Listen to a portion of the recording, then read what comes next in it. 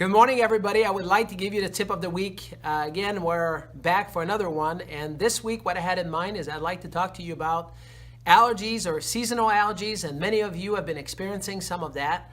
And I'd like to give you a tip. Well, I'd like to give you several tips about that as it relates to nutrition. And the reason why I'd like to do that is because I see lots of people right now in the past couple of weeks, people are having problems with allergies, and they're like, well, what can I do about it? And my answer is always the same, but I would like to repeat it to you so you have an answer for what are the things that you can do on a day-to-day basis. The most important thing that I would say that you can do is you need to be really, really good about your consumption of sugar. And the reason why we know that is because sugar causes inflammation in the body.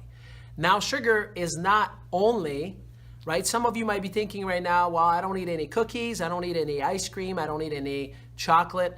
But remember that sugar is anything that is either sugar or the things that will break down into sugar into your body will have the potential to cause inflammation. And the more inflammation you have, the more the chances, because your immune system will be suppressed, that you will have issues with allergies. You will have issues with asthma. You will have issues with maybe having some tightness into your chest. Now, there's lots of kids right now as we speak that are doing sports, and you have this thing called sports-induced asthma. Well, this is all in the same categories, right? And the reason why I'm saying this all in the same categories is because this is all related to inflammation. So again, just to give you probably the most important thing to do is we want to make sure that we reduce the consumption of sugar. And if you do that, I promise you, either for yourself or for your children, it's going to make a big difference. Number two is also if you're not taking any kind of essential fatty acid, right? That is something that I would be looking into, meaning that taking some kind of fish oil.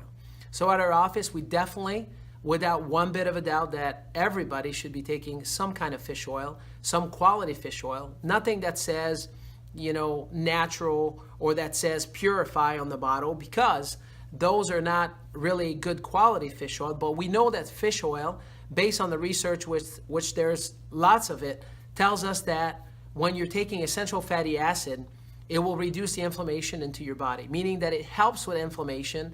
And if you have less inflammation, if you have any kind of allergies, if you have any kind of asthma, anything that is induced by sports or any of that will help with any of those symptoms. Not that we want to be treating the symptoms, but what we want is we want your body to be healthier. And this fits perfectly with our teaching at our office, that teaching the principle that you need to eat well, you need to move well, and you need to be thinking well. And all of those things needs to be done. But as it relates to nutrition, if we're just backtracking for a little bit, two things is we want to decrease the consumption of sugar. That's number one. And then number two is starting to take fish oil, not only for you, but for your kids.